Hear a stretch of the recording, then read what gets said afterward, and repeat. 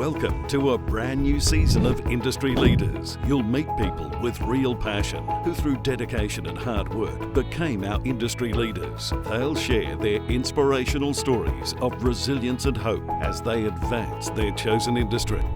On this episode, we'll meet self-defense experts training children. Also a fast-growing management consultancy. Plus the peak body for the recruitment and staffing industry. But first, skincare lover and founder of Tribe Skincare, Kayla Houlihan, explains how she's helped thousands of women get their skin in its best health. Industry Leaders, brought to you by Annex Media.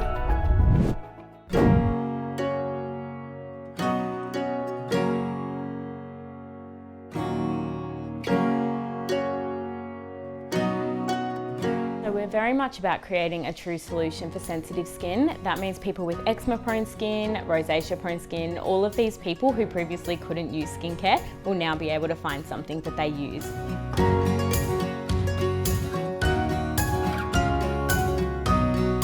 So we were originally called Lifesaver Skincare, and due to some challenges, we actually rebranded into Tribe Skincare a couple of months in.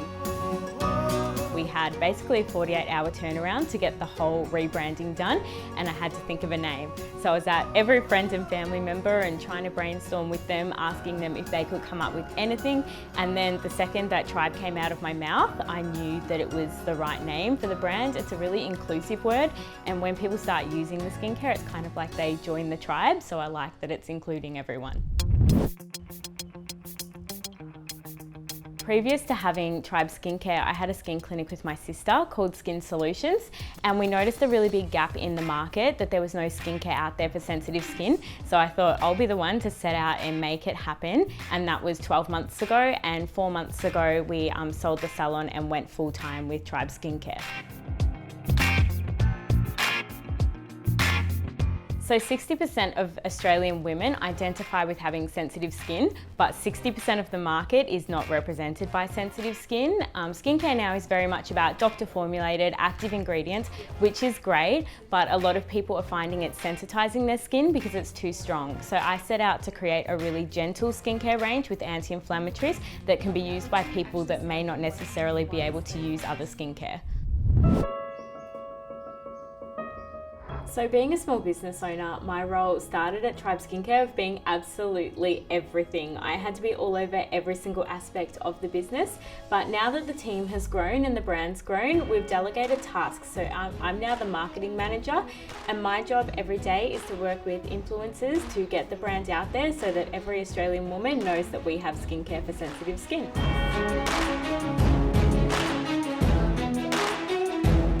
When we first launched at the end of last year, we launched with just 4 essential products, which was a cleanser, exfoliant, daytime moisturiser and nighttime moisturiser. We now have 7 full-size products and 4 more currently in formulation. 2 of them are nearly ready for market. And all of those kind of concepts for new products that we've had have come from customer feedback.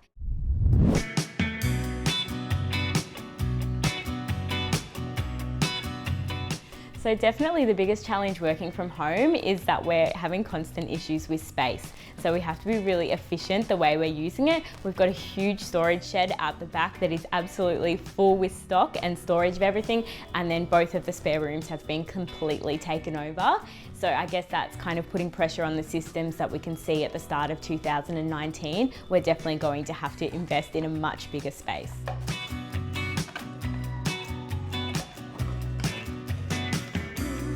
So I feel like we have daily achievements. We have a before and after program where customers actually track their skin results at home and then they submit photos. So every single day when the before and after photos come through, that's definitely mini achievements for us because we can see exactly what the brand has done for the customer's skin. So we recently did a survey with our customers and found out that over 60% of the current Tribe customers had found out about us through social media marketing. So it really is the key to getting the brand out there. They can do one post, and if they have an audience, their post might be seen by over 100,000 people with one single post. And for us to get our brand in front of 100,000 people, that's kind of a really quick, cost-effective way of us doing that. And it can also be really targeted.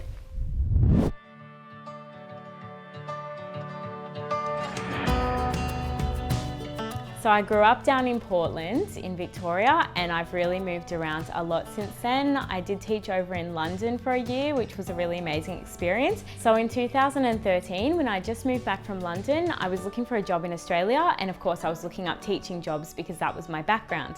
And I thought I'll just have a look what other jobs are out there in Geelong, and I saw all these jobs for beauty roles coming up and things in the beauty industry. But of course I wasn't qualified, so I couldn't apply for them. So I thought, why don't I go ahead and get myself qualified to work in the beauty industry?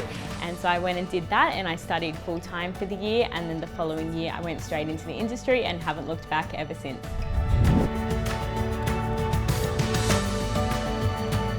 I definitely haven't nailed the work-life balance yet. I guess work kind of has become my life in being a startup and loving what I do. I do end up working kind of around the clock.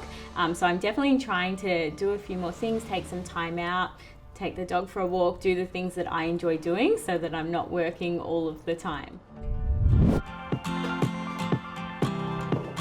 I think leadership in the industry means knowing your own industry inside out, but not necessarily doing everything the same as everyone else is doing it.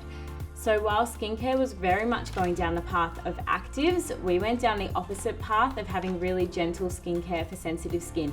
And we really feel that we're first to market with that, and we're definitely leading the way in the industry. In the long-term future, I'd love to see the brand in store a lot more, so perhaps on the shelves of somewhere like Mecca Maxima, so that it's readily available to people when they're shopping in shopping centres and department stores. Ahead on Industry Leaders, the peak body for recruitment and staffing industry. Recruitment Consulting and Staffing Association CEO Charles Cameron and RSCA member Erin Devlin explain the pursuit of delivering a world-class member-centric experience.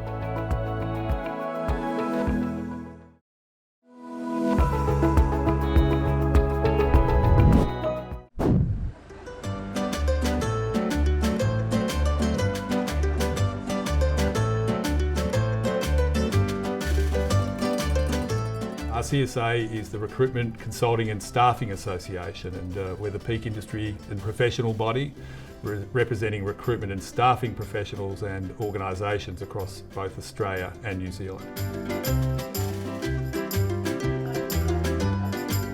So RCSA is multifaceted. We deliver our services across 4 key channels. The first one is to promote and protect the industry and the profession of recruitment and staffing. The second one is to provide pathways to professionalism, and that's done through our Code of Professional Conduct. The third component is business enablement. We see the promotion of good business as being far more than making money, making profit. It's about the contribution to the economy, it's about the contribution to communities, it's about the contribution to individuals that are most affected by the services that our members deliver. And fourthly, and really quite importantly, it's about networking. We're very big on community at RCSA, and we like to define our brand around community. In fact, I try and leave out the word association wherever I can. I think community is a far better descriptor of what we try and build and the way in which we influence people.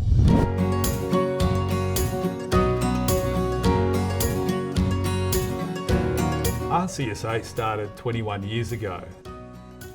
It's really the formation of 2 industry bodies, one which represented business and the other one which represented professionals within the recruitment and staffing industry. Of course, back then in 1997, there was a real need to bring together professionals to articulate the way in which we want to do business. So RCSA over the last 21 years has really been able to bring together brand professional when it comes to third-party workforce services.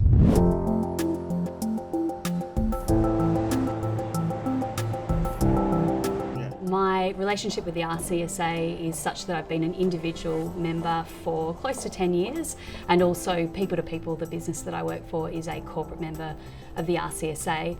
As well as that, I'm the Vice Chair for the Victorian and Tasmanian Council for the RCSA. I think think the importance of being an RCSA member comes back to the passion that we have for upholding professional standards within our industry. It's also an opportunity to have a direct impact on the issues that affect our industry, which we can only do if we come together collectively. We ended up with 780 recruiters out of 2,000 people. You might say, well, what are the others doing? Well, they were doing research, resume writing, and a whole bunch of other things. But there's no way we could find recruiters in Australia without doing that. RCSA 2018 conference is outstanding. We've got 200 companies here represented with, of course, 350 attendees. Phil Sobrano, ladies and gentlemen. A whole lot of noise for Phil. I love the fact that when people get together, creative power, it's about allowing people to share. It's about getting individuals to benchmark what they do, how they do it, and how they could do it better. It's about vulnerability as well. It's about sharing their mistakes, but it's also about sharing that common purpose. That was our big break as a family. I'd worked for 10 plus years as a business analyst. I'd hoped to get my break to become... The sign of success for me at a conference like this is energy.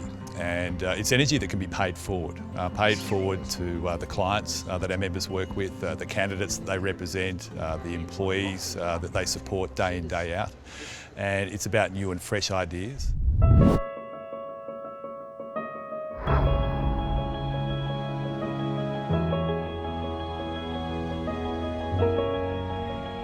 My journey really began when it comes to the industry of employment, when I was first given the opportunity by my father to actually ride a motorbike alongside one of the stock and station managers that we employed on the property.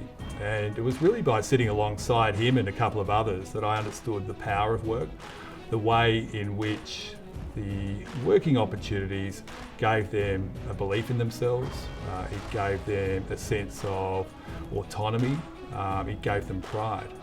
So that really inspired in me a desire to look more closely at work right throughout my career.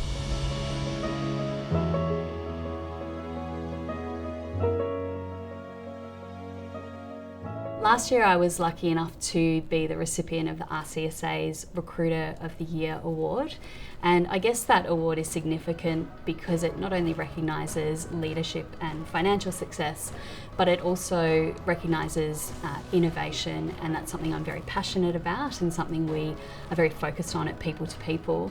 And lastly, it recognises contribution back to the communities, something that RCSA members are very passionate about as well.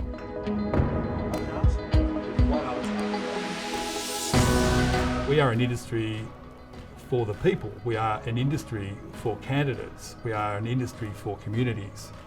And I love the fact that if that could be my legacy of being CEO of RCSA, I'd be a very happy man.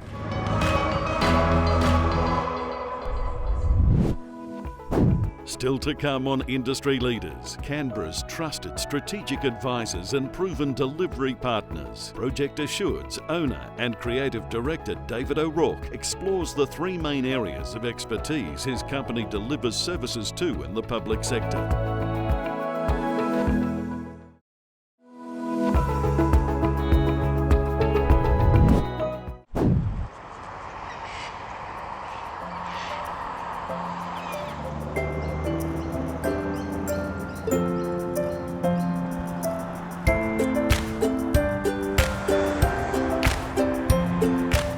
Project Assured was my little company back in 2009. I set that up to focus on review and assurance of large-scale, high-risk federal government projects and programs. Greg Sly and I teamed up in February 15 together, so he and I decided to embark on growing a new company, and we toyed with the idea of a new name, a new organisation, but in the end we went with Project Assured, which is the company I'd had since back then.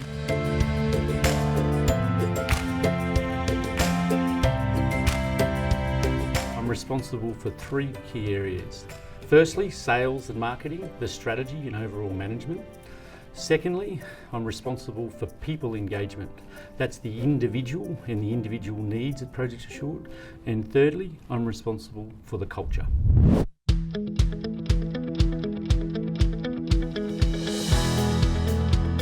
Project Assured has 4 lines of business: project and program management, strategy and business improvement, enterprise architecture and technology, and most recently capability development, which focuses in on two key clients of ours, which is the Department of Home Affairs and Department of Defence.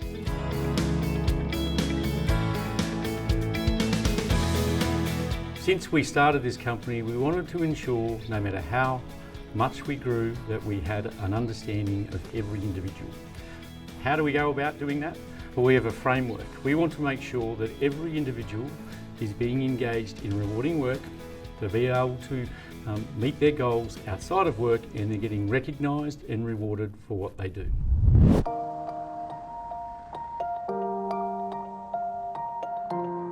When we started Projects Assured, we established our vision from very early on, and I'm pleased to say 4 years in almost that hasn't changed. And our vision is to be two things: Canberra's premier management consulting firm and Canberra's best place to work.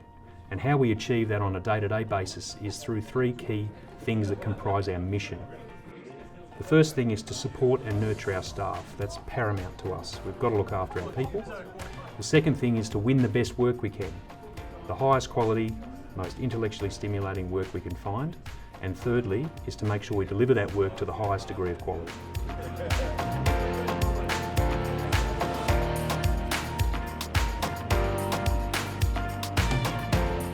I was born in Canberra, but I was actually raised in Darwin. I did my high school days in Darwin and lived a fantastic life up there, very much an outdoors life.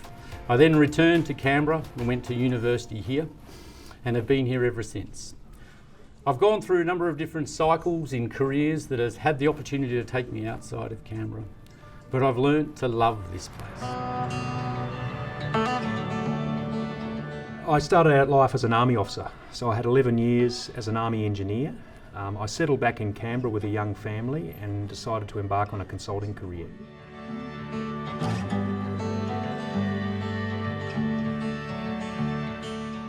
The first day we started, we walked in the front door and looked at each other and we said, why don't we go for a coffee and sort this out? Every day from that first day to now, we still do that. We both have similar family ideals, so we've got 3 children.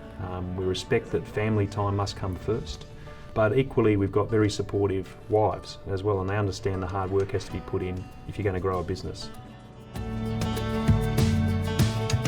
So leadership between David and I is very open. It communicates and starts the day, and more often than not, it finishes the day.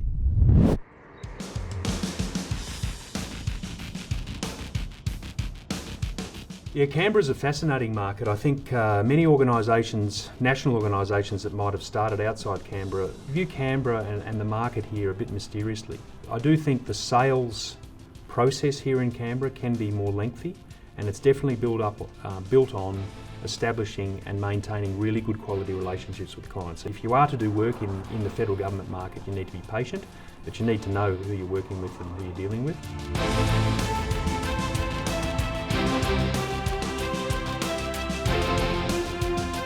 In 2017, a mere 2 years on from when we opened our doors, we were recognised as in the top 10 fastest growing companies in Australia from the AFR Fast 100. This year, in 2018, we moved further up the chain and we're now in the top 5 fastest growing companies in Australia. Now, growth's one thing, but milestone and the thing that I'm most proud about is we've been able to attract and retain the best people, and we've also been able to maintain our culture and not lose sight of our vision.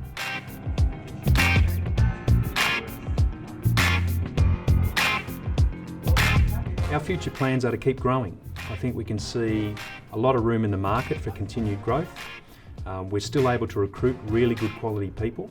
We've proven that. I think at any stage in our recruitment pipeline, from looking at a resume that looks really good quality through to actually making an offer to a person, we've got about 60 people in that recruitment pipeline. So we're able to get the staff, obviously retaining those good people that we've got, bring on further new people. We're 140 now. I think that's quite achievable that we'll be up around 200 by then.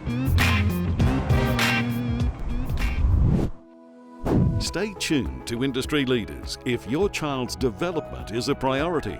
Liberty Karate's co-founder and owner, James Giuliano, is always listening, always learning to develop programs that provide the highest quality of training for their students.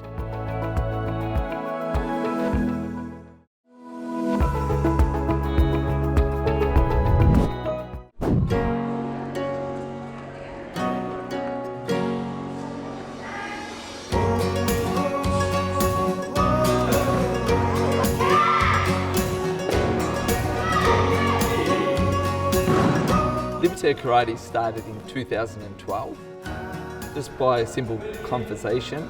We were having a coffee with a friend that I was training for a competition with, and it was never the plan to open up a karate school, and we just had a bit of a chat, bounced a couple of ideas, and thought from those ideas we were able to have some big impact on children's lives through opening up a karate school.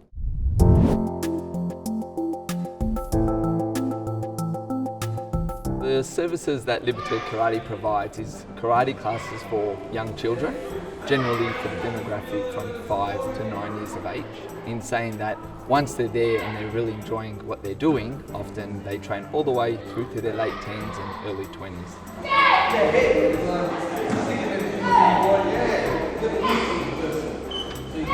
The cause for us behind everything was the development of children.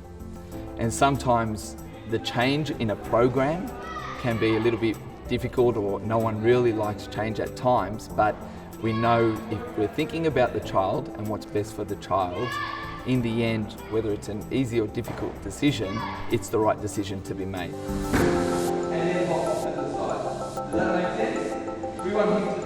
So Liberty Karate's point of difference is its program to its children and the classes that we run. And the way we've been able to create this program is by consistently evaluating where our program is at.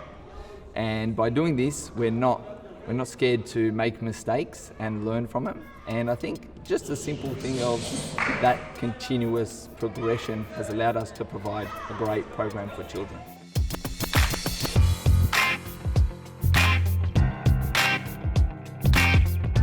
My journey before Liberty Karate started at the age of 6 when I started karate, and throughout my teens I had a great time and it was a big passion of mine.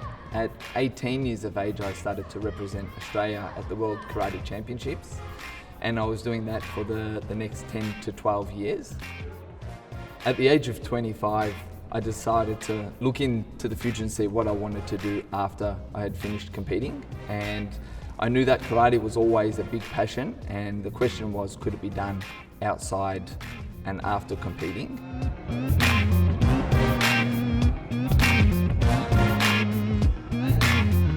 We don't think, we want to be the biggest in the world or anything like that, but the parts that make you proud is the small moments throughout the classes and throughout the years.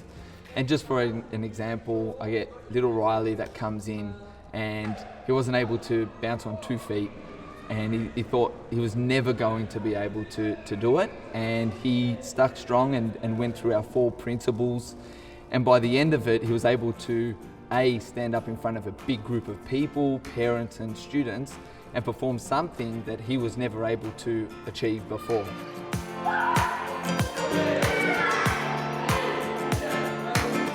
Why karate over other martial arts? I'd say that karate isn't better than any other martial art, and that's something that people can get caught up in, is what martial art is better.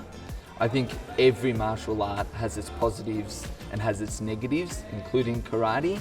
All I can say is from the service that we provide to our students, it's more than karate. We want to be able to give these skills to these children outside of karate classes, so they can use it in their school, they can use it later on in their workplace, and even pass it on to their children as they grow up.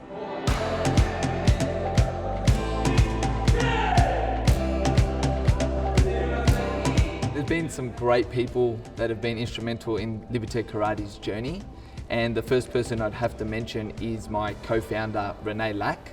We trained together on the national team, and that's when we had our coffee together and saw that we aligned, our values were the same. And it's also important to mention, after the first couple of years we had Nicholas Burgoyne jump on as a junior partner, and he's been absolutely amazing to covering that passion towards the kids and the program that we run.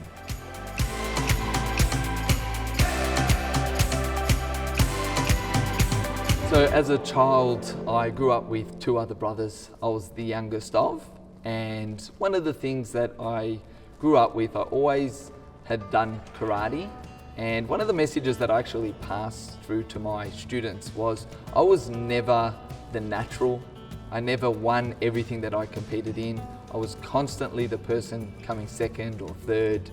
So the great thing about that, throughout my teen years, I learned to work hard and to have that consistency and never give up. And I think that's really helped me throughout my adult years in competing and running the business. Everything that Libertad Karate is my philosophy in life. So I don't live outside a different philosophy. In my life, everything that I do, I have strong focus, I have strong preparation, I have a great deal of respect, and I have a great consistency across my messaging on these three principles.